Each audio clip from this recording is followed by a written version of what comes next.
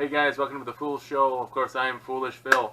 It is Friday, a big sports weekend ahead of us, and I gotta get my picks in. Last week, I went 11-3 on my picks. A much better week for me.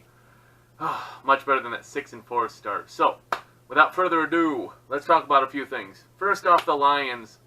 Terrible. I don't think they have any chance to win in San Francisco. They play terrible out West Coast. Don't pick them. Pick the 49ers to win. Staying with the NFL, we have... there we go, sorry. We have New England over Jacksonville. I just don't see Blake Bortles able to get much of any offense going against New England. New England has a better offense just because they have Tom Brady. Take New England. Minnesota, barely favored, or 1 point the game was at, versus Green Bay. Aaron Rodgers is hurt. Pick Minnesota. Next, KC over Pittsburgh. Pittsburgh looked terrible against the Cleveland Browns. Maybe Cleveland's better than they think, or Pittsburgh's worse than we think. Either way, I'm going to go with Kansas City. Then, going to take the New York Giants, Sunday Night Football. Both offenses were pretty bad. I'm going to go with an upset pick here. New York Giants on the road beat Dallas. And Monday Night Football, Chicago over Seattle. I really think Chicago is going to just run the ball. New England, no longer the Legion of Boom. They have become shambles. Give Chicago the ball. They take the game. They're going to run all over them. All right, some college. Ohio State over TCU. Ohio State hasn't played anyone yet, but you know what? They had Urban Meyer there helping them practice all week. They're going to be ready to go. The game's not officially at TCU, too. It's in Dallas, the Cowboy Stadium, I think, something like that. So it's not really even a home field advantage necessarily as much as you would want if you're on campus. So take OSU. Northwestern over Akron. Iowa over Northern Iowa. A lot of the Big Tens are playing nothing. So Big Ten games are kind of easy. Big game, Auburn versus LSU. LSU has the transfer from Ohio State, but they only have one quarterback. Auburn plays decent defense, and they have a good offense running the ball. Auburn's at home. I take Auburn to win the game. Minnesota over Miami of Ohio, another MAC game. Wisconsin over BYU, blowout. Here's a fun one. Illinois versus Southern Florida. That's a good game. Illinois is, I think, undefeated. And, they're kind of playing a little bit better. This game's kind of a hem and a haw game. I'm going to go with Illinois, and they're going to win the game because they're at home. I'll take Illinois. Another big ranked game. Boise State, I'm going to pick them to go into Oklahoma State and win the game there. Penn State over Kent, no doubt there. Indiana over Ball State, yep.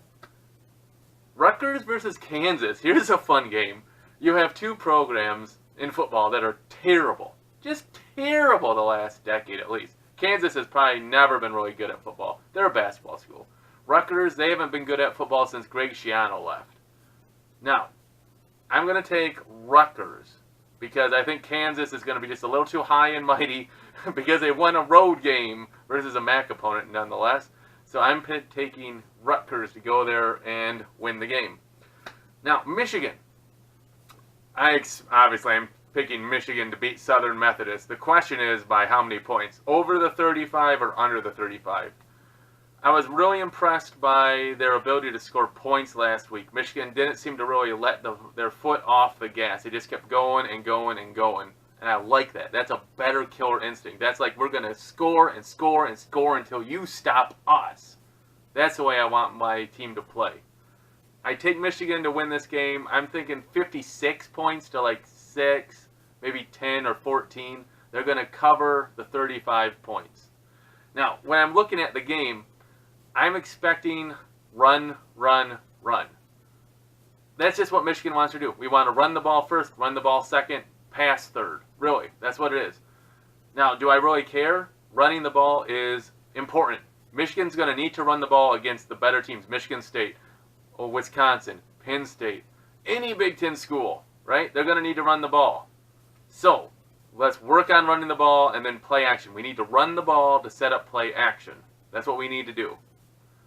Now, I don't know if they're going to kind of maybe switch that roll up and maybe pass to set up the run. I don't know how Southern Methodist is going to be really crowding the box and putting it one-on-one with, like, bringing the safety down. I heard they play a little bit of a nickel with a safety that comes down and kind of plays a viper role. But again, that's to help protect against the run because the run really hurts them. Now, when I looked at Michigan versus SMU, there's a thing that stands out. SMU is not very good. They got a new coach. Their quarterback doesn't really throw very much. Their running game's pretty much non-existent. Honestly, this should be a Michigan blowout. I'm looking for us to get our backups and our third string in the game again like we did last week. If this is a bigger game, I'm going to go more into it. But Michigan should just win this game hands down. A couple other little sports things that have come up this week. Steve Yzerman is stepping down from the Tampa Bay Lightning. He's like leaving that role.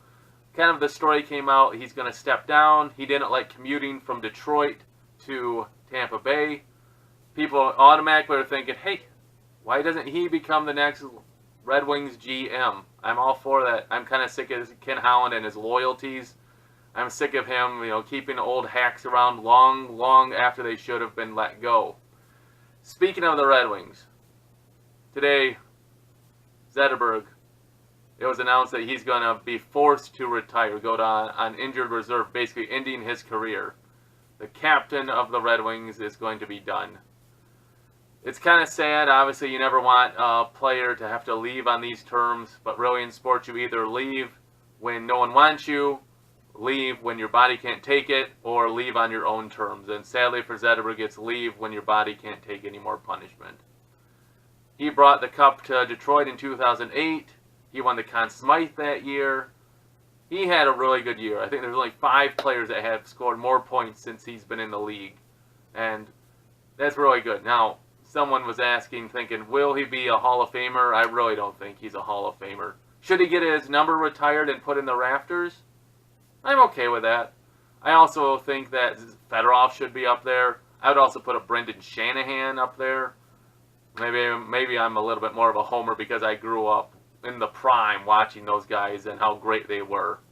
But I'll miss you, Zetterberg, but it was time to move on. I hope his health and his body will be okay, that he can have a good quality life after hockey, because hockey has taken so much from him. One other little note. Michigan State is having a bye week this week, and it came up after their loss at Arizona State that the Michigan State fans, who were all kind of squawking about Michigan losing at Notre Dame, all of a sudden those Michigan State fans kind of just like, they're just like, oh, what? We weren't saying anything against Michigan. Because, you went on the road, Michigan, and lost at a ranked team. Whereas we went on the road and lost to an unranked team. Well, Arizona State's ranked now. So, if we look at Michigan State a little bit, I'm trying to just be as unbiased as I can and put aside their fan base and that. Mark Dantonio, 3-7 in his last 10 non-conference road games. His 3 wins, Western Michigan, Central Michigan, and he beat a 3-9 Notre Dame team. Not exactly, blowing up your skirt or anything with that record.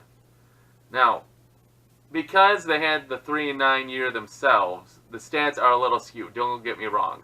2 years ago they went 3-9. Last year they had 10 wins. So, obviously he finished last year on a high note. But if you look at the stats don't lie, but they can be construed how you want. Michigan State is 12-13. 12 wins, 13 losses in the last 25 games. So, I don't know. Dantonio, though, I'm just saying, he's not going anywhere. Why? He beats Michigan. Michigan State fans value it, and rightly so. A win versus Michigan is the highest standard, the gold standard for Michigan State. I get it. We're their biggest rival. It's fun hearing Devin Bush talk about which team he didn't like more, Michigan State or Ohio State, and he went with Michigan State today. That story came out, and it makes a little sense. This offseason, Michigan State players were critical of him, saying he wasn't tough enough. Well, that's good smack talk. I love it. Honestly, it might get you to, get a little fired up, get your blood boiling a little bit, but that's what football should be. You know what? If you don't like the opponent on the other side, that helps you hit harder. That helps you play harder. I'm all for it. So, just a few little stories there. Hopefully my picks will come in good and strong again this week, and I'll let you know what my picks are next week. I'll get back with you guys on Monday. I'm not going to really care about the Monday Night Football game. I won't give my record till next Friday anyways. But this past week I didn't do a Monday weekend review because the Lions were playing Monday night. This week, Lions will lose on Sunday afternoon. Anyways, thanks for watching. If you like it, give a thumbs up. What do you think? If you're thinking, what do you think about the big games like Ohio State, TCU, Boise, Oklahoma State, and Auburn, LSU? Which way do you think those games are going? The Big Ten has like a whole bunch of cupcakes besides Ohio State, TCU. Yeah, no shock. The Big Ten Network has 9 games on tomorrow because you know what? No one else is going to carry those games. They're all cupcake games. What do you think about those 3 big games? Also, who do you think should be the next captain of the Red Wings? I'm actually going to go a little bit different, maybe. I'm going to go, I think Justin Abdelkader should be the Red Wings captain. Now, they might give it to Cronwall for 1 year rather, and then he's going to retire. I'd say give it to Abdelkader. That's just me. Alright, thanks for watching. If you have any comments, put them in the space below. And if you really like it, give me a thumbs up or a follow. Appreciate it. And as always, go blue, and I'll see you guys on Monday.